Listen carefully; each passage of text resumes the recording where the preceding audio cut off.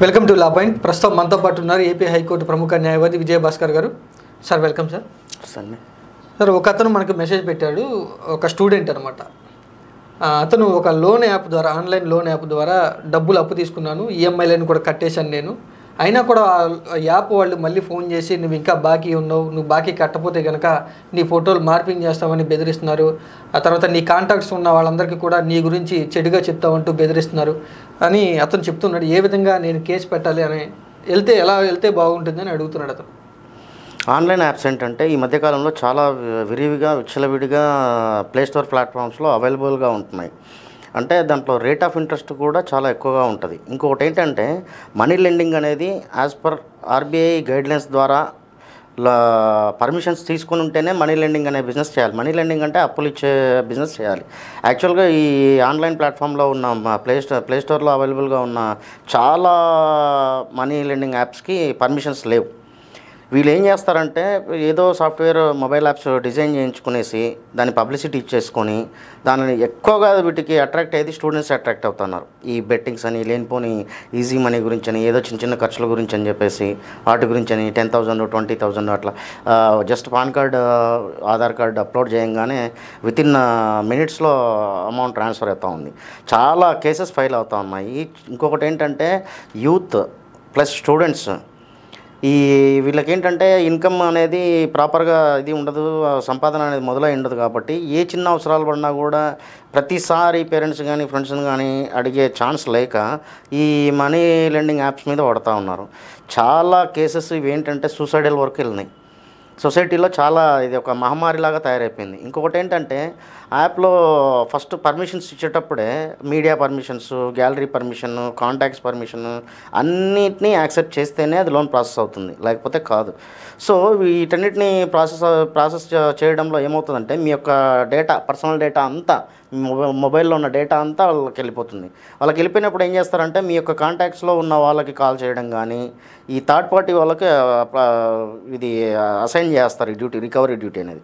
వాళ్ళు ఏంటంటే వాళ్ళకు ఒక సమ్ పర్సంటేజ్ ఉంటుంది ఈ రికవరీ చేసిన అమౌంట్లో. ఆ అమౌంట్ గురించి అని చెప్పేసి, ఆ రికవరీ దాని గురించి అని చెప్పేసి వీళ్ళని ఎంతవరకైనా అరెస్ట్ చేస్తారు. వాళ్ళు ఎంతవరకైనా ఇది చేస్తారు. కానీ ఎటు తేల్చుకోలేని పరిస్థితిలో ఇంట్లో రేట్ ఆఫ్ ఇంట్రెస్ట్లు ఎక్కువ ఉండిపోయి, ఇంకొకటి ఏంటంటే అంత మనీ కట్టినారంటున్నారు కానీ వీళ్ళు వేసే ఆ ప్రాసెసింగ్ ఛార్జో లేకపోతే లాస్ట్ ఫైనల్ డ్యూ ఏదో ఒకటి ఉంటుంది. అది ఆ ఛార్జెస్, అవి రిమైనింగ్ అమౌంట్ మీరు అనుకుంటూ ఉంటారు మీ క్యాల్కులేషన్లో మీరు 20,000 తీసుకున్నారు, 20,000కి ఈఎంఐ రెగ్యులర్ కట్టినామని అనుకుంటుంటారు. కానీ లాస్ట్లో ఎంతనో 1,000 1,500 ఎంతో బ్యాలెన్స్ చూపిస్తాడు వాడు.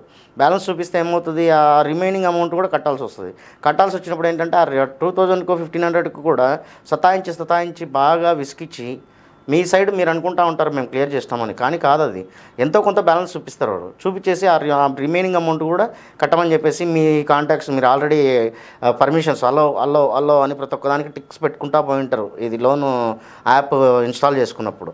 సో ఆ కాంటాక్ట్స్లో ఉన్న వాళ్ళకి, మీ నియర్ అండ్ డియర్కో, మీరు రెగ్యులర్గా ఫ్రీక్వెంట్గా కాల్ చేసిన వాళ్ళకు, లేదంటే మీ యొక్క పర్సనల్ వీడియోస్ షేర్ చేయటము, లేదంటే మీరు ఏదైనా పర్సనల్గా ఉన్నప్పుడు ఏదైనా తీసుకున్న వీడియోస్ కానీ, అటువంటి ఏమైనా ఫొటోస్ కానీ, లేదంటే అటువంటివి ఏమైనా షేర్ చేయటము, మీ యొక్క ఇన్ఫర్మేషన్ షేర్ చేసి సో పర్సన్ ఇట్లా తీసుకున్నాడని చెప్పేసి బ్యాడ్గా మాట్లాడేసి మీ యొక్క రెప్యుటేషన్ దెబ్బతీస్తే మీరు అట్లయినా పే చేస్తారేమో అన్న ఉద్దేశంలో ఇటువంటివి చేస్తూ ఉంటారు. వీటి మీద ఏంటంటే చాలా కేసెస్ జరుగుతూ ఉన్నాయి. ఎందుకంటే వీటన్ని ఫస్ట్ ఆఫ్ ఆల్ మీరు ఏం చేయాలంటే కంప్లైంట్ చేయండి, నియర్ బై పోలీస్ స్టేషన్లో కంప్లైంట్ చేయండి. సో మనీ యాప్ ద్వారా నేను ఇది తీసుకున్నానని. వాళ్ళకి పర్మిషన్స్ ఉండి వాళ్ళు కనుక రియల్గా ఇదిగా ఉంటే, ఏంటి వాళ్ళు పర్మిషన్స్ అన్ని ఆర్బీఐ నుంచి కానీ ఇట్లా తీసుకుని ఉంటే అప్పుడు చూడొచ్చు దాని సంగతి. తర్వాత అది కూడా ఏంటంటే సెటిల్మెంట్కైనా చేసుకోవచ్చు అట్లీస్ట్. సో అంత భయపడాల్సిన పనేం లేదు. ఇంకొకటి ఏంటంటే ఫస్ట్ లీగల్ నోటీస్ పంపించండి. మీరు ఇట్లా నేను ఇంత అమౌంట్ తీసుకున్నాను, సో అండ్ సో డేట్ నుంచి ఇంత క్లియర్ చేసినాను, ఇంత బ్యాలెన్స్ అని చూపిస్తూ ఉన్నారు, ఏ రకంగా బ్యాలెన్స్ ఉంది అని చెప్పేసి లీగల్ నోటీస్ పంపించండి. లీగల్ నోటీస్ పంపించేసి వీలైతే కేసు ఫైల్ చేయడానికి మార్గం చేయండి. లేదంటే హరాస్మెంట్స్ ఎక్కువ అయిపోయాయి అనుకోండి, మీకు కానీ మీ కుటుంబ సభ్యులకు కానీ ఎవరికైనా కానీ హరాస్మెంట్స్ ఎక్కువైపోతే మాత్రం కంప్లైంట్ చేయండి. దీని గురించి ఉపేక్షించి లాభం లేదు. యాజ్ ఎర్లీ యాజ్ పాసిబుల్ భరించిన రోజులు సతాయిస్తూనే ఉంటారు. ఇది ఏంటంటే ఒక రోజులో పోయే విషయం కూడా కాదు. ఎర్లీ మార్నింగ్ లేచినప్పటి నుంచి కాల్స్ వస్తూనే ఉంటాయి. ఇవి ఎన్నో కేసెస్ చూస్తూ ఉన్నాం. ఇవి ఎంతోమంది సూసైడల్ వరకు వెళ్ళినారు, కొంతమంది చనిపోయినారు కూడా, యూత్ కొంతమంది చనిపోయినారు కూడా.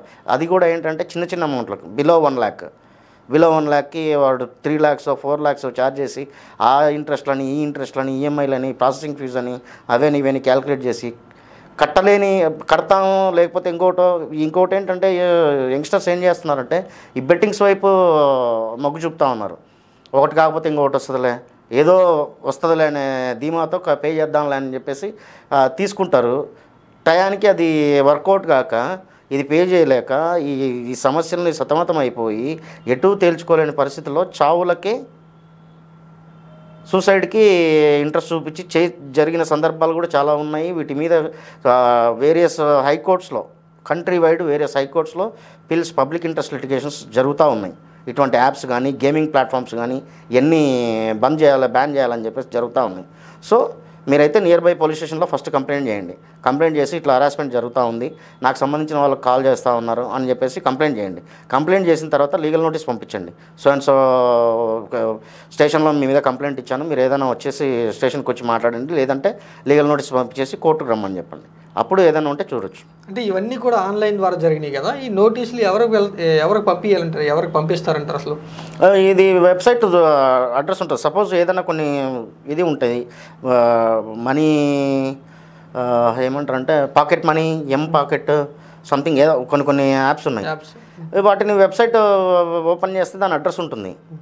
లేదు అంటే ఆన్లైన్ కంప్లైంట్ చేయండి. ఆన్లైన్లో ఏంటంటే మెయిల్ చేయండి, దానికి కాంటాక్టర్స్, దాని సెట్టింగ్స్లో ఉంటుంది కాంటాక్టర్స్ అని చెప్పేసి, some mail ID, help desk something ఉంటాయి దాంట్లో, కస్టమర్ కేర్. ఆన్లైన్ మెయిల్ చేసినా కంప్లైంట్ చేసినా పర్లేదు దానికి. ఓకే సార్, ఇలాంటి కేసులకు సంబంధించి పరిష్కారం అయినాయా? పరిష్కారాలు అయితే అవుతున్నాయండి. అట్లీస్ట్ టైం ఇస్తున్నారు, పే చేస్తారని చెప్పేసి టైం ఇస్తున్నారు. లేదు ఇంత అమౌంట్కి ఇంత ఆల్రెడీ పే చేశారు, ఇంత సెటిల్మెంట్కి చేసుకోండి, ఇంతకంటే ఎక్కువ పే చేయడానికి లేదు, మీరు ధర్మ వడ్డీలు కూడా కాదు, ఎక్కువ అమౌంట్ ఇది చేస్తూ ఉన్నారు, ఛార్జ్ చేస్తూ ఉన్నారని చెప్పేసి సెటిల్మెంట్లు కూడా జరుగుతూ ఉన్నాయి. సో అంత భయపడాల్సిన పరిస్థితులు అయితే లేదు. వెరీ బిగినింగ్ అయితే ఇవన్నీ ఐడియా లేక చాలామంది చాలా సఫర్ అయినారు. Okay, thank you sir. Yes.